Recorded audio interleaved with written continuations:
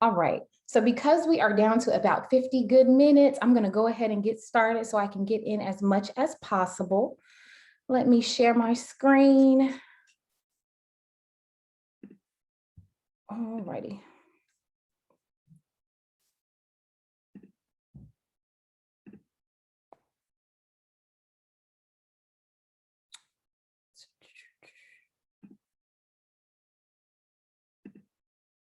All right. Can we all see my screen? A thumbs up or a yes? Yes, ma'am. All right, wonderful. Again, my name is Dr. Mia Obiwell, and I am an assistant professor of early childhood. I'm not familiar with you all and your names, and so I'm hopeful that you are juniors. And if that's the case, I'm teaching a course for second semester juniors in the spring, and I hope to see many of you in planning and facilitating social learning and development, which I think is 4520 in the spring. If not, I hope to see you around campus at some point. Of course, you all know that today's session, let's see. Okay. Yeah. Of course, we know that today's session is all about the Praxis, and it's all about the early childhood education content area Praxis, which is 5025. As I mentioned, we have about 50 minutes. So I'm going to jump right into the content. So for today's agenda, just so that you're aware, I always like to start off giving you some insight about what we'll discuss. A lot of what we're reviewing is going to come from the Early Childhood Education Study Companion that's on the ETS website. And this study companion is such a good resource. And I really hope that as you all are studying and planning for 5025, that you are utilizing that resource to the best of your ability. And I'm going to show you today how you can do that. And so what we're going to do, we're going to start off with reviewing the Praxis for early childhood at a glance. From there, we'll do a little bit more in-depth review or an overview of the early childhood education Praxis.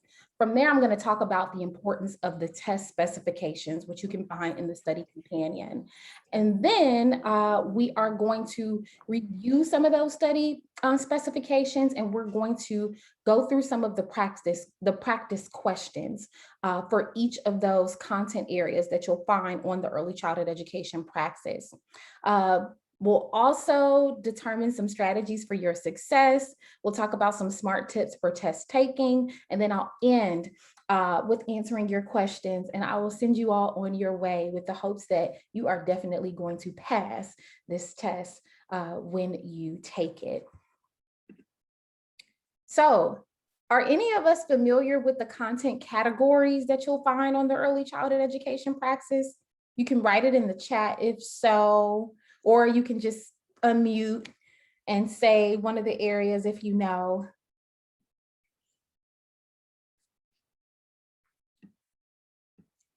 Are any of us familiar with, oh no, I'm showing them. Oh no. Well, I guess that was the universe telling me, just go ahead and show them, Dr. Obiwell. We have a short amount of time. So when it comes to the content areas that you, or the content categories that you'll find on the Praxis, there are 5. There's language and literacy, there's mathematics, there's social studies, there's science, and then the last category is health and physical education and creative and performing arts. So if we look here, again, all of the information that I'm sharing with you today comes from the study companion, but I'm going to show you how to utilize that companion. So this can be found there. But if we look here at this chart, we see that there are a total of 120 questions that you'll be required to respond to. These questions are in the format of selected response, meaning that most of them will be in a multiple choice format. You'll have 2 hours to take the test. And so again, when looking at these content areas, language and literacy and mathematics, it gives us a visual here in this pie chart of how much, or what that percentage of each of these content categories, what they hold. And so when we look at language and literacy, we see that that is 30% of the questions. When we look at mathematics, we see that is 25% of the questions. We know as early childhood educators, there is a large emphasis on language and literacy and a large emphasis on mathematics. So if we look at our pie chart, we see that the majority of the test is focused on language and literacy and mathematics. Social studies, we look at social studies, 14% of the questions, approximately 17 questions. Science is the same, approximately 17 questions, 14%. But again, we're looking at 66 questions that will be language and literacy, math and science. And then there are 20 questions that will be relative to health and physical education, creative and performing arts. So that just gives us a quick overview of what we can expect when we take the early childhood Praxis. When we think about it a little bit more in depth, oh, this comes from a different class. Please disregard the emphasis of earth and space science. That's for the math and science course I took this template from. But looking in our green box, the Praxis Early Childhood Test, so it's designed to help assess our content knowledge of prospective early childhood teachers and to support us as we think about children's learning in the different content areas which you'll be required to teach.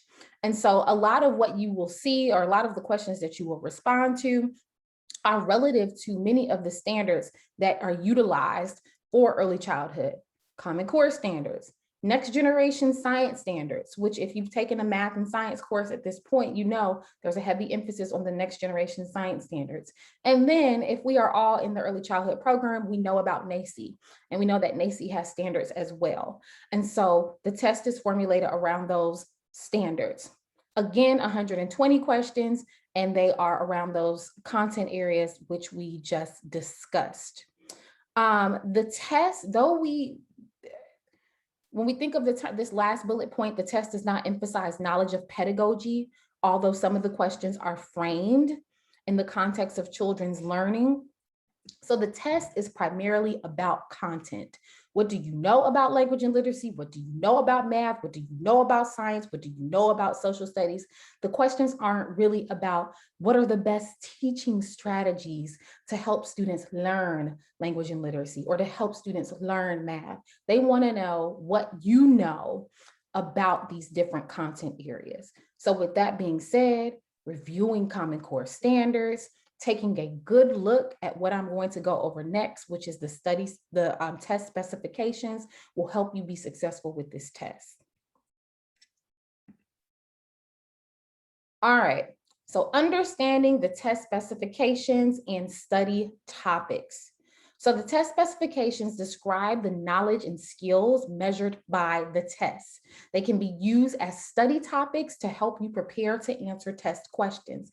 Again, ETS developed the study companion. Please utilize it. The information I'm sharing with you today comes from that study companion. What's most important here, what we see on the right-hand side, it says, assess how well you know the content. All right, don't go into the test or try to take the test without reviewing what is going to be expected of you in terms of the content knowledge that you must have before you take the test. So research shows that a lot of times test takers are underprepared. That is why they don't pass the test. And so what's going to be very important for you all is to actually go through and take a serious review of all of the likely content that will be on the test. Prepare, study, and don't become too far removed from the content. If you're planning to take the test in the near future, make sure you are studying as much as possible leading up to that time. If you don't want to feel as though you're cramming, set aside maybe 15 or 20 minutes a day from the time you register from the test. If you have a month or if you have 6 weeks or so, set aside that time each and every day so that it doesn't feel rushed. And so within the study companion, there are these test specifications. What you should do is go through the test specifications to determine your strengths and also determine your areas for growth. Again, they start on page 6 of the study companion. So when I say determine your strengths and determine your areas for growth, one of the tips that I use just as a researcher or when I read articles, if there's something I don't understand, I highlight it and I go back to it. I'm Googling, I'm researching, I'm on YouTube trying to figure out what it means. I suggest you all do the same as it relates to the test specifications that can be found in the study companion. So highlight the words and phrases you do not know, research them, read about them, use Google, use YouTube. Write down the meaning of the words and phrases so that they will stick. Again, research shows you read something, that's one form of retaining knowledge. You write it down, that gives you another opportunity to retain that knowledge. And so it is important that you consider both of those methods. So what do I mean by that? I took out this little snippet of the study companion here. And this is relative to language and literacy. So this is part C, or what you can find within language and literacy. And it mentions reading. So literature and informational text.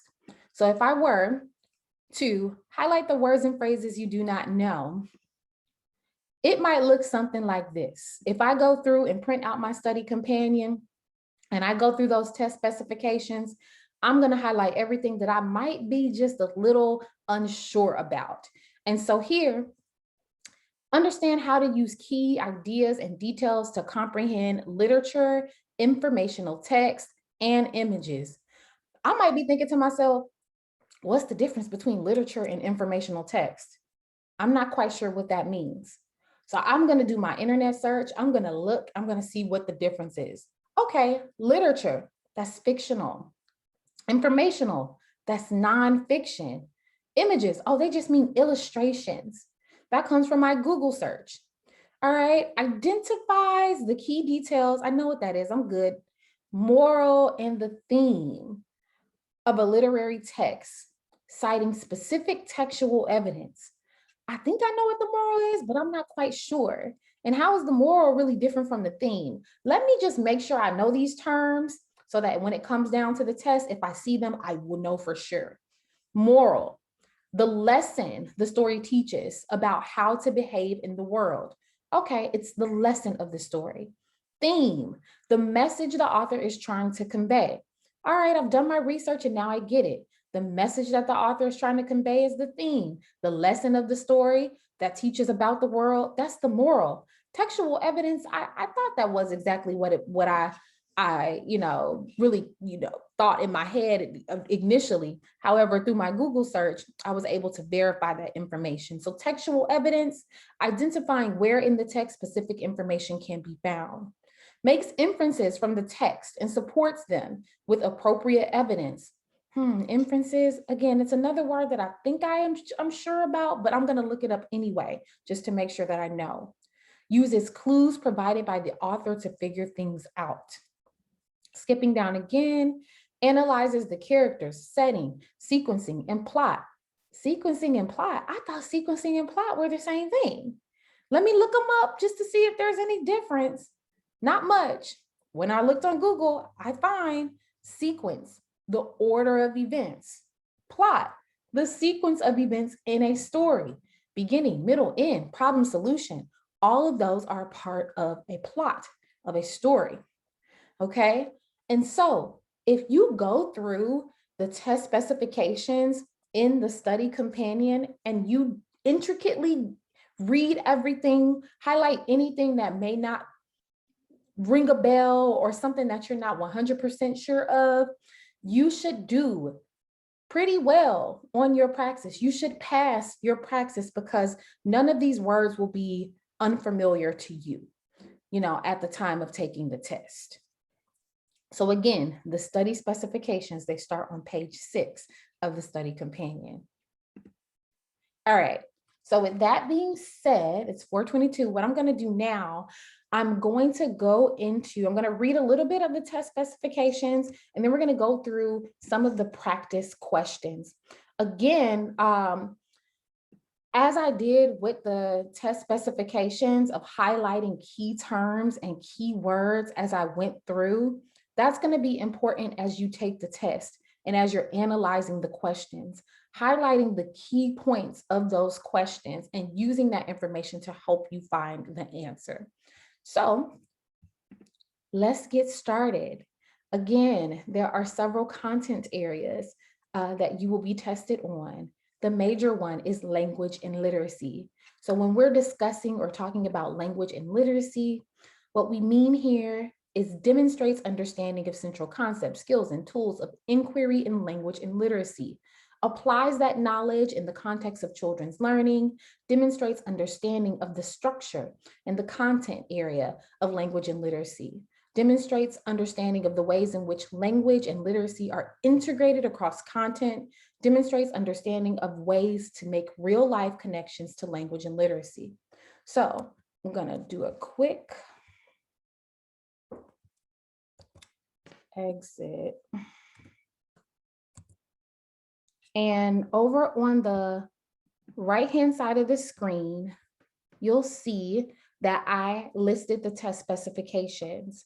And so when we think about language and literacy, we're talking about emergent literacy. So those foundational skills, recognizes various stages of language acquisition, differentiates approaches in the planning and implementation of instruction for English language learners, students with special needs, gifted and talented students as well. Number 3, knows how to help students develop an understanding of print awareness, understands the role of phonological awareness and literacy development.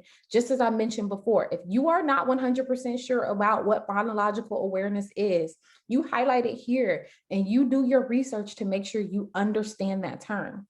B is reading foundational skills, understanding the role of importance of phonics and word analysis. So CVC, do we know that that's consonant, vowel, consonant? Knows conventional spelling, the role of fluency. So knowing about the importance of fluency. C, literature and informational text. So understands how to use key details. This is the one that we reviewed, so I won't cover that one too much. Understands how features and structures of text across genres affect comprehension. Understands the concepts of point of view. Again, as you go through all of these concepts relative to language and literacy, make sure you highlight any word that you are unsure about. You look it up, you read about it, you write it down so that it can stick to memory. With that, we're going to answer, there's also writing, and then there's speaking and listening, and there's language as well. On your own time, I will allow you to go through each of those categories. But with that, we're going to get into a couple of practice questions. And so just as I did with the study companion and the test specifications of going through and highlighting words I did not know, now, one of the strategies that I'm going to show you that you can utilize when you are actually taking the Praxis, which we probably know anyway from all of the standardized texts that we've taken in our lives, is that we're looking for the key words in the question. And a lot of times when you have questions that have very short, and this is just a Dr. Obiwo thing, I think it is a test taking tip generally, but it may work for you, it may not. But when you have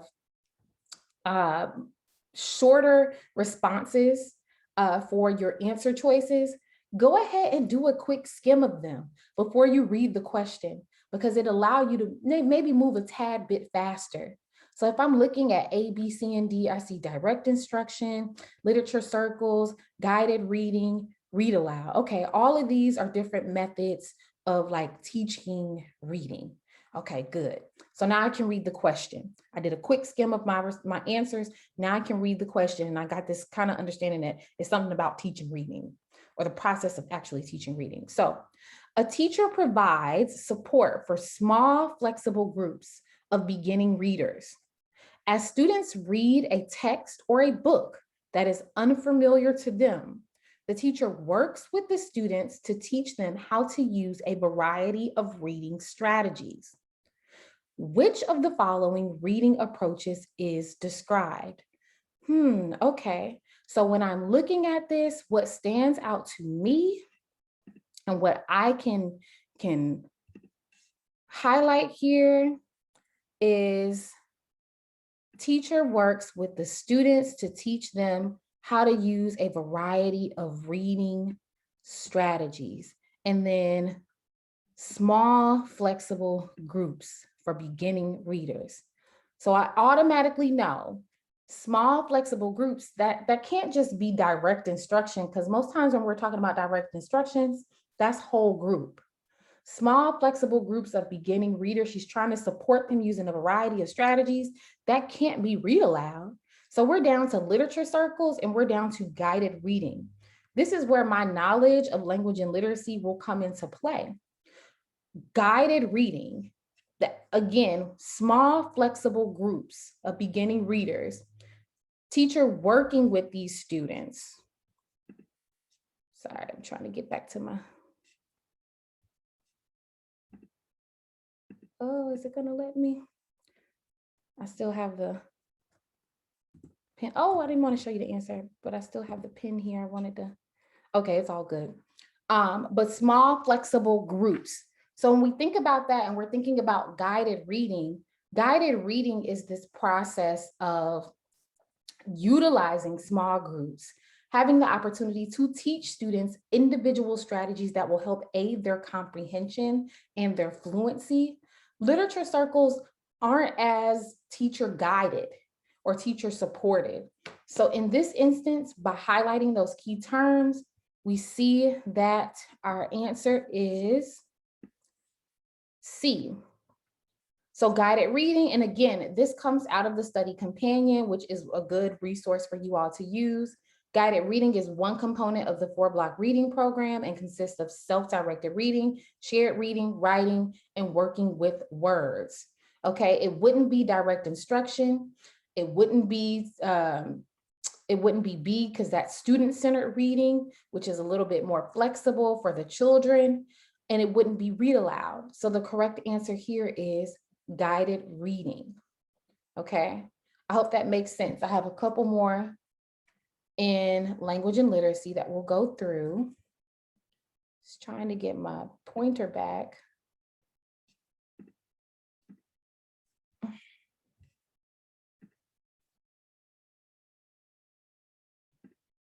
Okay, good.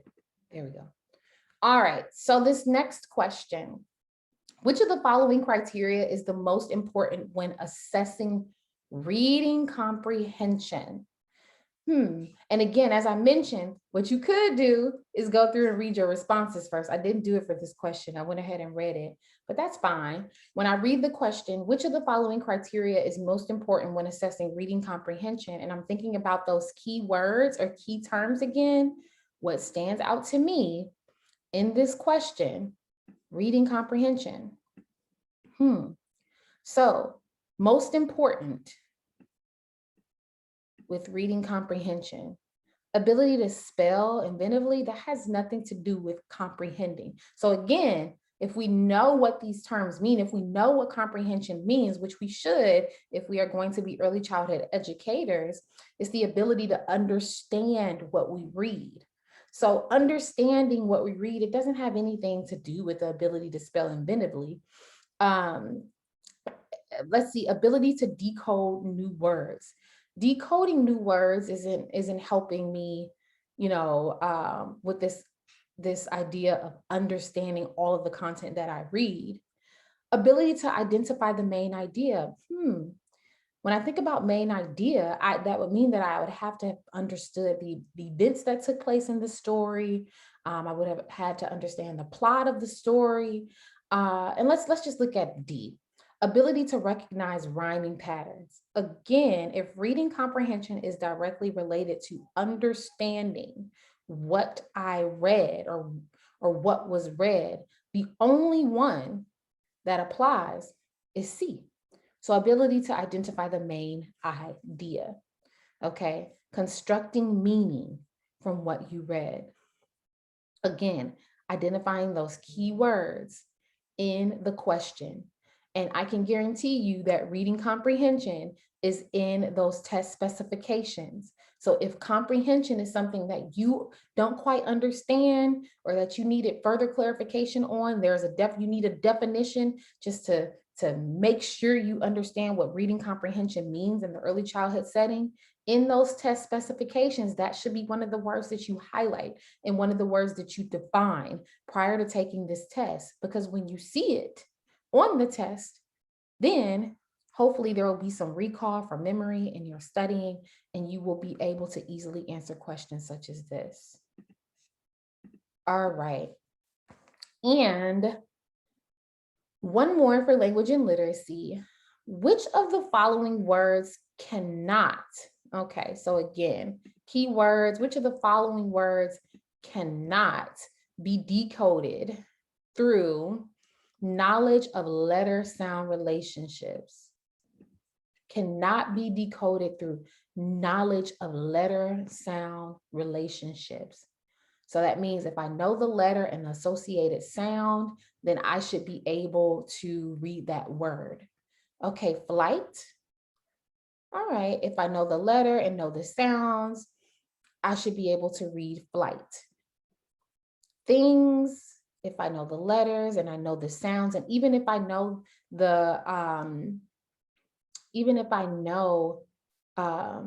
spelling rules, which of these, with my spelling rules, which out of all of these words would I know? I would know things, I would know flight, because I've been taught about, I've been taught about the spelling of flight with the GHT ending. I would know things, I would know lamps because I can sound it out.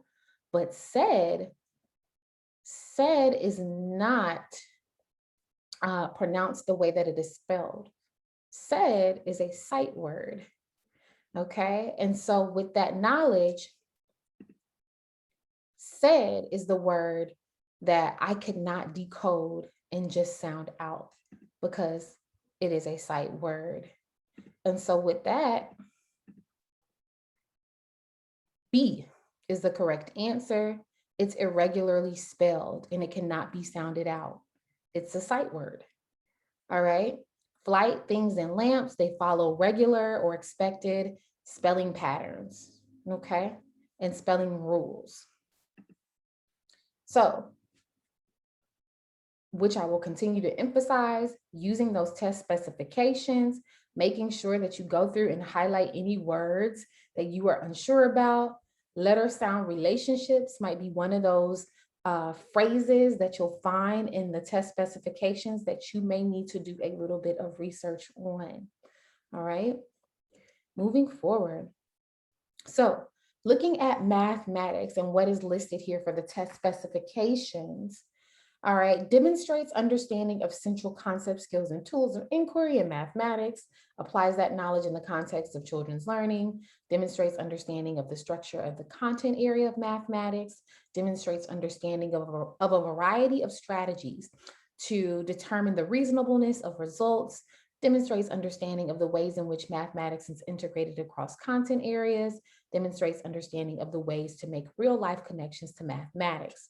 So a note here, mathematics questions on the test assess test takers' understanding of fundamental math skills and concepts central to the early childhood and elementary education curriculum as described below. So as described in the specification.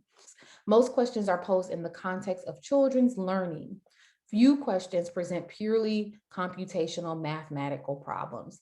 So you don't have to worry about just solving pure mathematical problems. They are all within the context of young children and their learning. Do I want to keep annotations? Yes. And so again, looking at the test specifications, looking at some of those areas within mathematics, there's emergent mathematics and foundational skills, which a lot of the questions are around area A. Recognizing patterns, one-to-one correspondence, using groups and classifications by more than one attribute. And again, a lot of this is also in the Common Core standards. So just doing a review of the Common Core standards for the language, for using some of the resources associated with Common Core, looking at Teachers Pay Teachers and some of their free resources that are used to teach children, but that may help you understand terms such as subitizing, which is recognizing how many they are instantly by looking at a group of numbers. Simple directions, representing numbers in multiple ways, using and counting cardinality principles. That group A is heavy on the test, okay? Group B, or what we see here for B, so numbers and operations and whole numbers, understanding the processes, skills, and concepts related to the place value system. all right, knows how to apply appropriate mental strategies. So recognizing patterns and math facts, understands processes, skills, and concepts related to operations and properties of operations involving whole numbers. So again, place value is really big. Properties of addition, subtraction, multiplication, and a little bit of division as well in early childhood. C is all about numbers and operations, so fractions. All right, understanding the multiple representations and meanings of fractions and understanding the processes, skills, and concepts for working with rational fractions. Then there's algebraic thinking. So identifies, extends, describes, and generates numbers, shapes, and other repeated patterns is a part of that. So working with patterns. And then knows the properties of the four operations and processes, skills, and concepts for solving problems. And lastly is geometry, measurement, and data. So again, using that same skill of going through, highlighting anything that does not make sense to you. For example, you may go through and one of the things that you may not understand is trying to find one of these terms that may be harder to understand in math.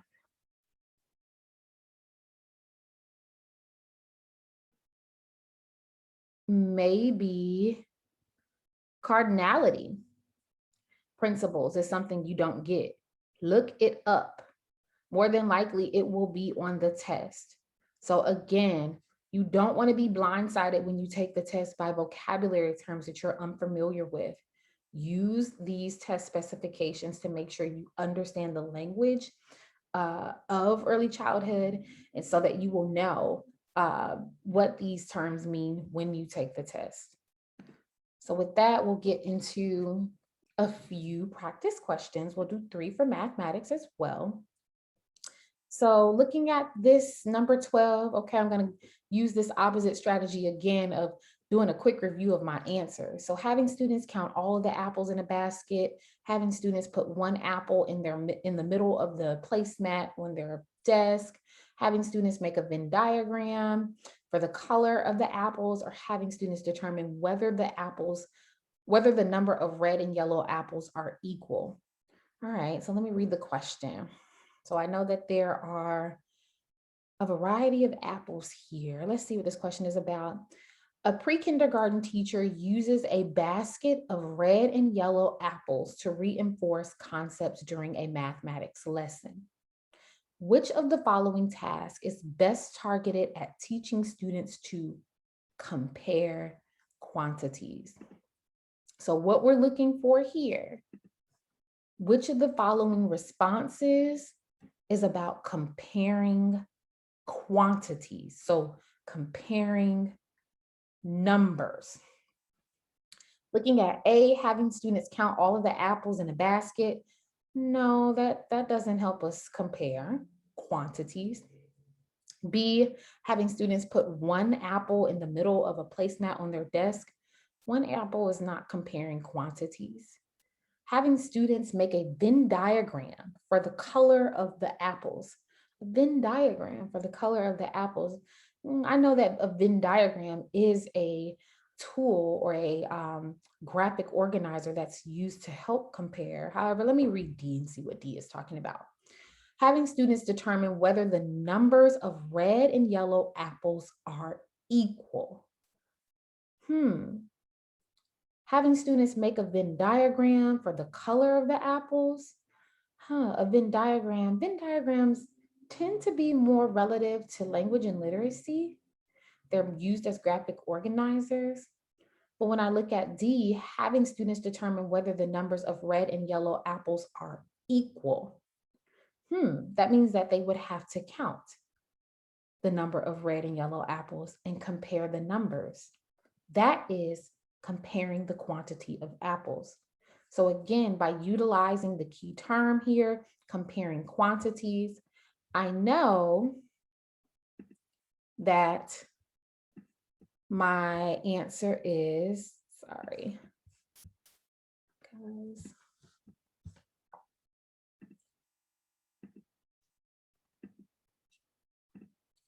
I know that my answer is D. Okay. So again, this goes back to the importance of being able to highlight the important words within the question. All right. So looking at number 16, a first grade teacher is planning activities to introduce students to non-standard units of measurement.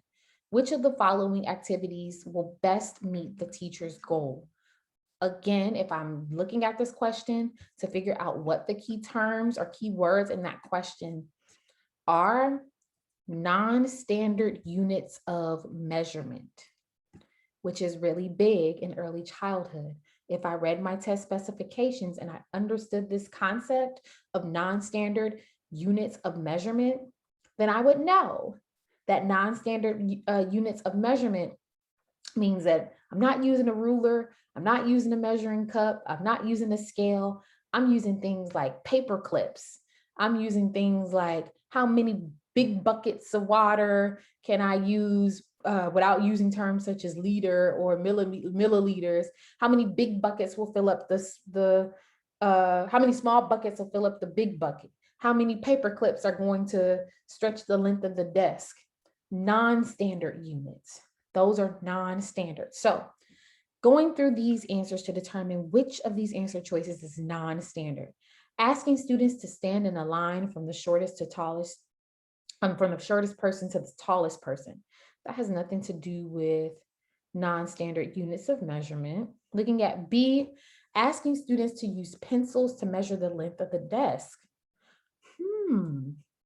That's a non-standard form of measurement using pencils, because pencils aren't a ruler.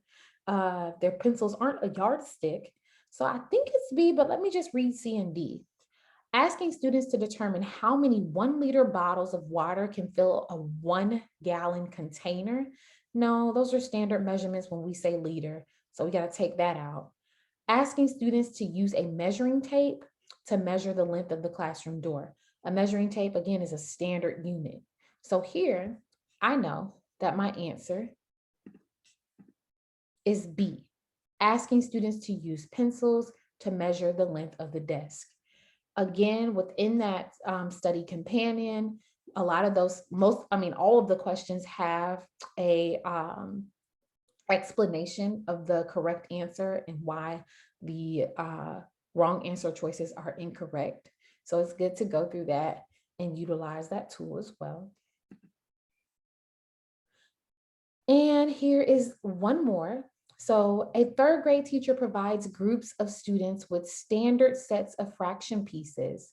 The teacher displays a fraction circle piece that represents 1/2, and then asks the students to use other fraction pieces identical to each other, but different from the representation 1/2 to model the 1/2 piece.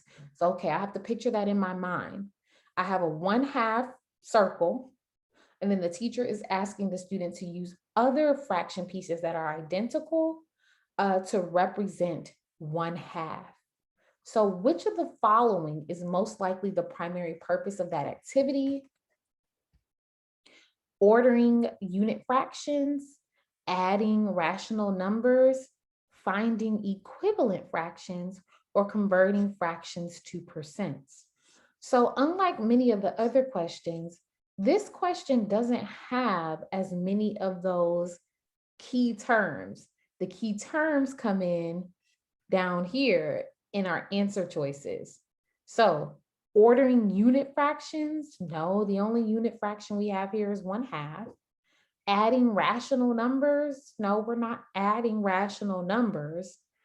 Finding equivalent fractions, she did say, I have a 1/2 circle and I'm asking students to layer that with another fractional representation using the same pieces of that fractional representation. It sounds like finding equivalent fractions may be correct. Converting fractions to percents, we didn't talk about percents at all. So the correct answer in this instance, which in this, again, in this question, instead of finding the key terms in the question, our key terms were in our responses. The correct answer here is C. finding equivalent fractions. So moving forward, because we are down to our last bit of time, with social studies, again, the description of all of what you'll find in social studies is listed in that study companion. But what's important is that you talk about social studies as we typically think about it in terms of content knowledge, but it also includes social and emotional development. All right. It also includes social skills and social studies across different content areas. So when we think social studies in early childhood, we don't just mean social studies in terms of content, but we're talking about social skills and social emotional development as well. So that is what we need to keep in mind with social studies. From there, I have a couple of practice questions. As a quick assessment of lesson vocabulary, a teacher writes the following definition on the board: a set of expected behaviors for citizens who hold particular positions in society. The teacher then asks students to write on their whiteboards the vocabulary word related to the definition. Which of the following students wrote the correct word? Who? So I need to be familiar with this definition. A set of expected behaviors for citizens who hold particular positions in society. And then I need to look down and see what the answer choices are. Which term is correct? Bob wrote influence. Danielle wrote Danielle wrote roles. Mike wrote laws, and then Gretchen wrote ethos. A set of expected behaviors for citizens who hold particular positions in society. Ethos is not something we talk about often in early childhood. We could eliminate that. Laws are things that you must do, not just expectation. Influence, it's more than influence, it has to be roles. So again, using that process of elimination, which helps us to see that B is the correct answer. I'm going to go over this one, and then for the next couple of areas, I'm just going to maybe do one question so I can get to those study tips. But I think that this one is good because this is relative to me, to like culturally responsive pedagogy. So a kindergarten teacher notices that a new student who is from a foreign country is being excluded from play by a majority of the other students. Which of the following activities is best to help the class become aware of the common interests?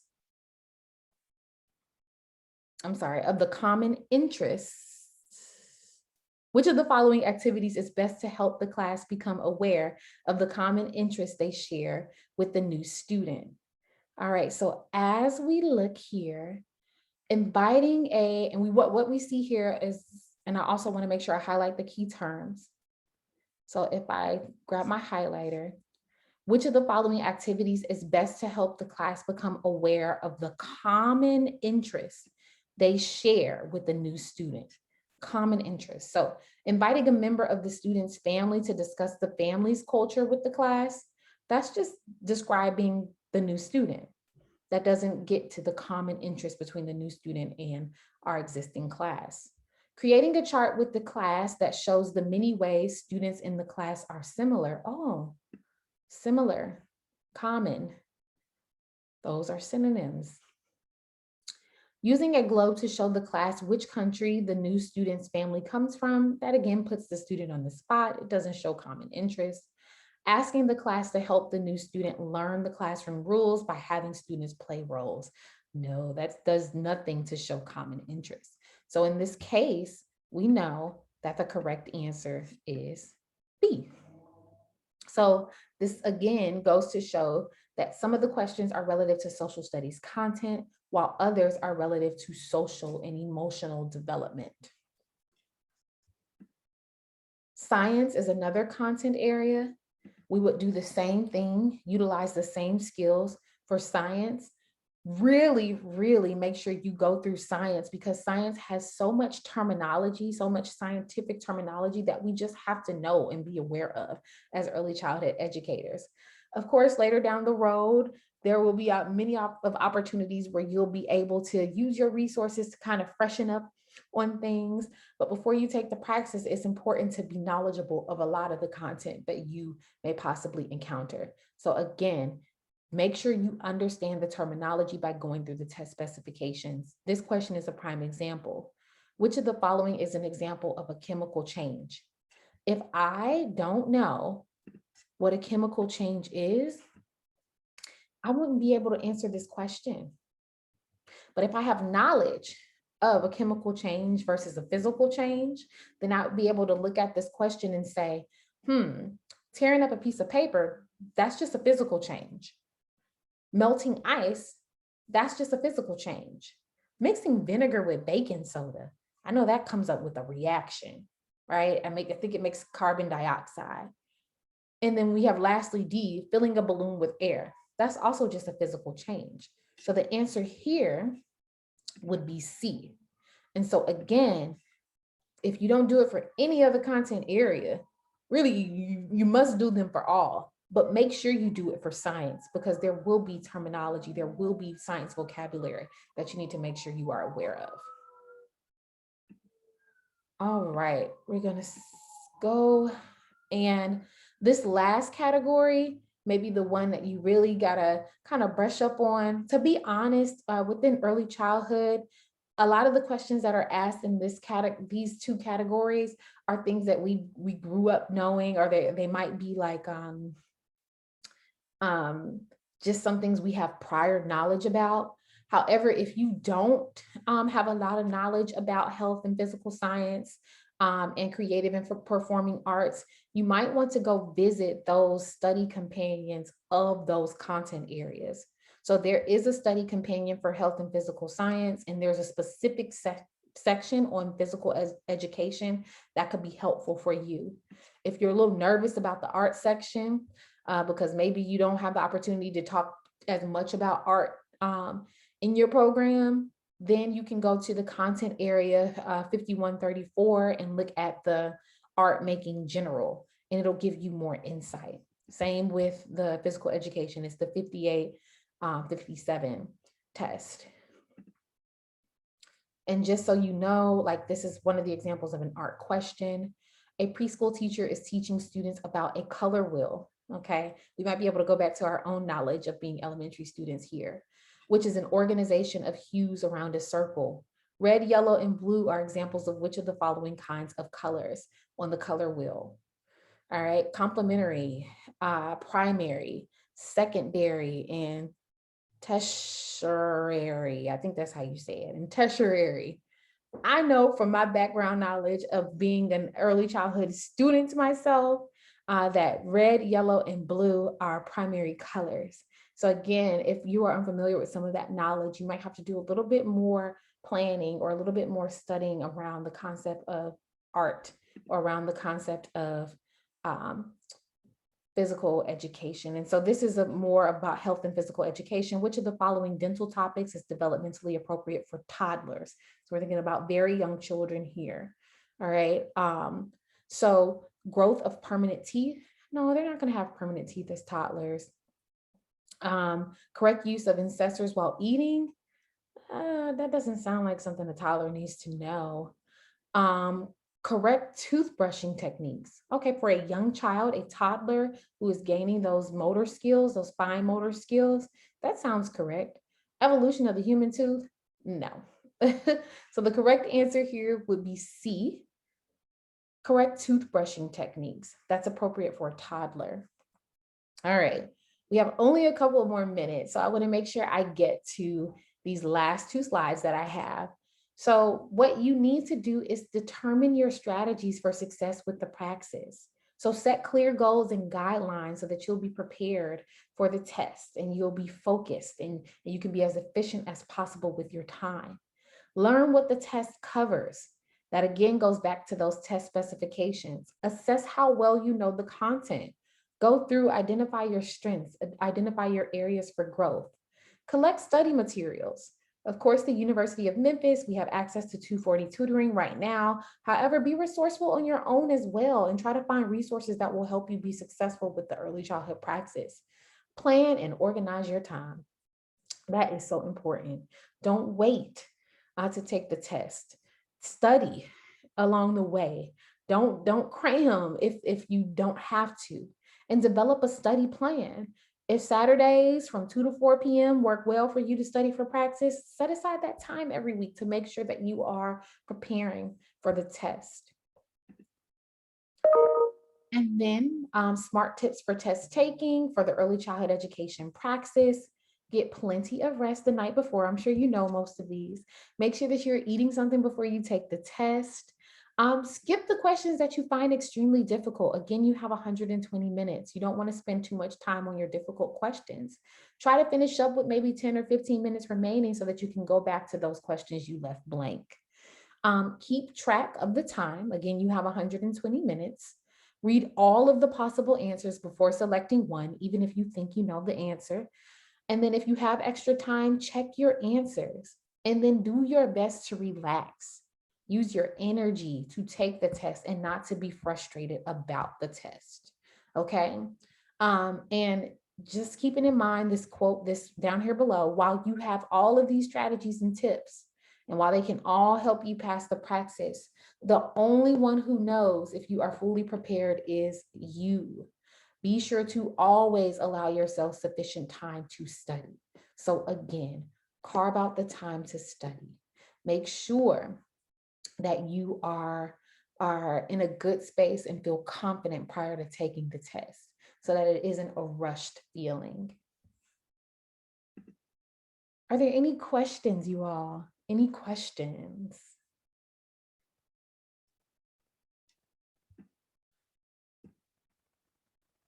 All right. Well, if there are no questions for me, all I have to say to you all is breathe in, breathe out. You got this. You will pass the early childhood Praxis. I know that you will. Study hard, do your best, and I'm sure you will pass. You got this. So thank you all for attending this early childhood Praxis session today. I hope you all have a great evening, and I wish you the best of luck when you take your test. Y'all take care. Thank you. You're welcome.